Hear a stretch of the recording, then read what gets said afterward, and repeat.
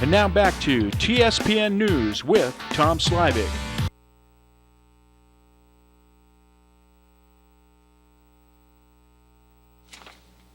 Hi everyone, we're back and we're going to be talking about, I'm trying to paint a little bit of pictures of like what it might have been like a little bit at the Drytown Lodge. Is it still look a lot like in the inside like it used to? Again, we bought the church in 1926 and we have made some changes. We put in some paneling. What is now our dining room area used to be wood storage for the wood stoves and whatnot. We dug that out, poured in some slabs, and made a dining room and a kitchen. Okay. So we've done some things to it. The lodge room itself upstairs is pretty much, it's where the folks used to meet for church. It's pretty much the same as it always was. I'm trying still in a little ways to go back in my imagination. I went there with Larry Sonato and someone else, and it seemed to me like it was closed up. But well, I do remember going up to some place. I guess maybe that's where we went. We went upstairs, and that's where you meet. You know, it's like you have like chairs and different places. Like maybe, you know, describe what it looks like in there. Well, reference is made up there for the east, where the master sits, and it's up 3 stairs. The senior warden, who is another one of the what they call the dais officers, is up 2 stairs. The junior warden is up 1. And the whole idea is that as you progress, as masonry progresses, it builds on itself. So you see the theme of building throughout all of the processes that we're involved in masonry. Okay, that's amazing to me. I just hit me. The Masons find, I think, their beginning, legendary beginning, is the Masons that helped build the Egyptian pyramids and things. Am I right? Or at least in your folklore? Or? Yes. And I mean, you're wearing some symbols, like in the Egyptians gave us pi. They gave us mathematics that we didn't know anything, you know. I mean, they invented a lot of mathematics. The foundation of masonry, of what it's kind of built around, at least at the Blue Lodge level, is the building of King Solomon's temple. Okay. So, and the Masons, in fact, were builders of the temple. You had the, as I alluded to earlier, the entered apprentices, the bearers of burden, the ones that had to lug the stones around and whatever. The fellowcraft, the folks that actually had did some planning and whatnot. And then you had the masters, who were kind of the overseers of the work. So that's the whole philosophy. And one of the things that they gave was the keystone. Correct. Right, that allowed arches. Right. Okay.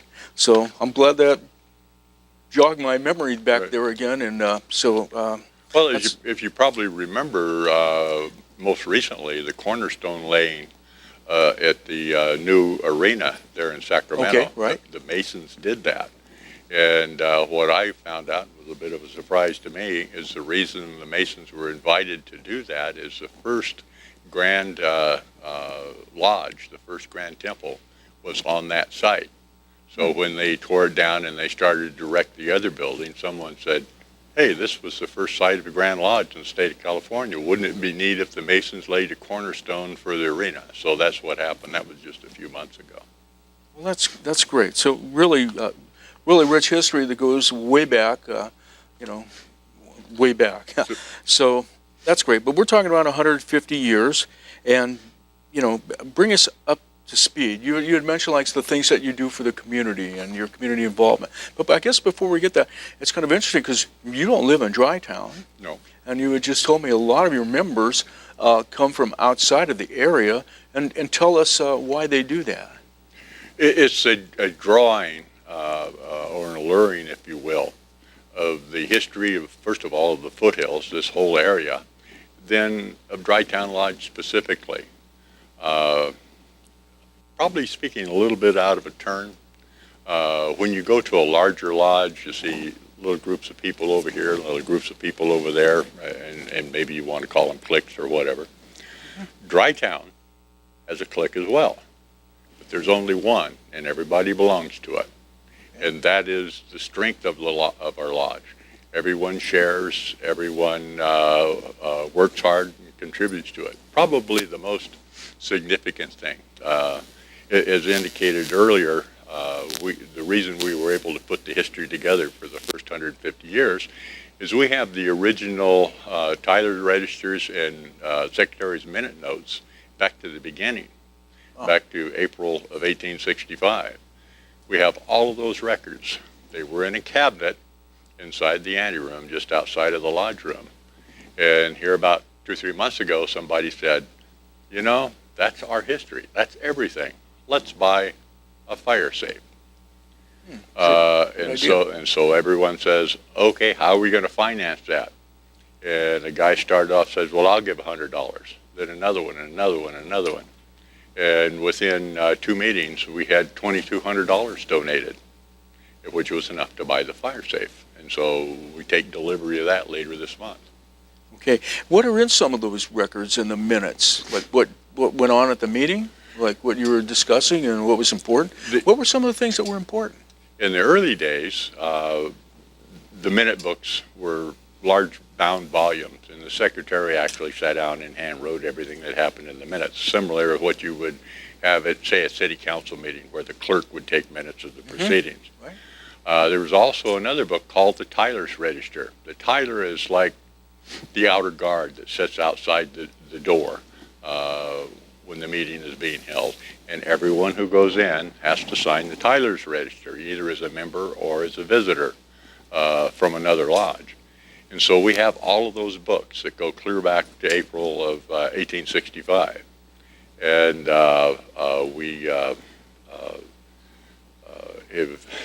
like I say, we became worried about them. We have the original charter. We have all the original papers, and they were just in a cabinet out in the anteroom. Now we've got a fire safe to keep them a little bit more secure. What were some of the first things that you did to the community to help the community? What were some of the projects? Well, we're just getting, as a lodge, we're just getting re-engaged with the community. In fact, this parade is an effort to do just that. I was master in 2014. When I took over in January of 2014, we had 26 members. We now have grown. We now have you said 60. That's like and that's through the effort of everyone. They have what they call affiliations, and that means people who belong to other lodges can affiliate to the second lodge. Myself, as I indicated earlier, my primary lodge is in Ventura County, Fillmore Santa Paula Lodge. I've affiliated with 3 other lodges, and I plan to affiliate with 1 more. And it's just this supportive nature among the fraternity of trying to support each of the lodges. Some of the lodges here in the foothill area are suffering because of lack of membership and lack of young membership. They have some of the old timers, but they don't want to be officers anymore. Been there, done that.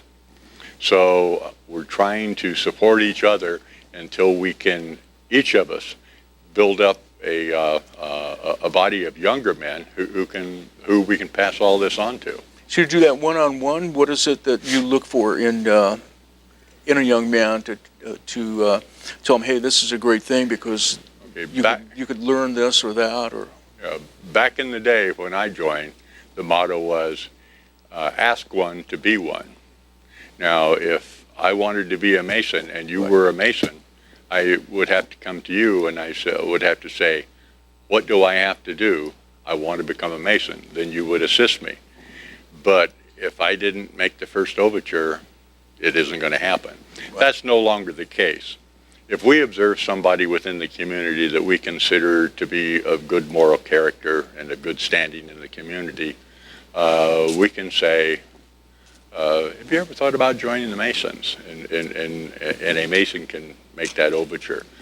That's a big step. That's revitalized a lot of Masonry in California, our ability to do that rather than waiting for folks to join. Okay, we're running out of time. We got about 2 minutes. What will the public see? Will they be able to go in the hall and Sure. go upstairs and Sure. After the presentation in the park, and the key. find out all the? They've always wondered what's going on. Well, if they point it out and say, "What's that?" we'll probably tell Okay. them what it is. It's really interesting to me because the symbology. I love symbology. It's, The presentation in the park, the key event to occur there, is one of our members, a guy by the name of Chuck Waterman, is going to receive his 50-year pin and certificate for having been a Mason for 50 years. After that occurs, and we make a few other speeches from the dignitaries and such, then we'll retire up to the lodge, where we'll have hot dogs and potato salad and chili beans and drinks and whatnot. And if anyone wishes to take a tour of the lodge, we'll be happy to accommodate so it's probably them. going to start with a parade, Yes. and the parade is what time? The parade forms up at 9 o'clock on School Street, steps off or initiates at 10 o'clock. Okay. And then it'll go down Main Street and then come back and end up there at the park across from City Hall for the presentations and whatnot, and then we'll move back down. And if anyone who would like to participate, enter something in the parade, they feel free to do that. Contact our master, Hal Barker, at halnbarker@yahoo.com, or call him at 530-647-0510. Okay, so it sounds great, and I might come on out. I'd like to see the place again. Please do. It's fairly vague, but I seem to remember it's like a rich, colorful hall with a lot of like I said, a lot of allure from the symbology there. Yeah. Okay, and thanks, Bill, for coming by. Thank you. And thank you for watching TSPN's news. We'll see you again next time. You're watching Amador County's local television network,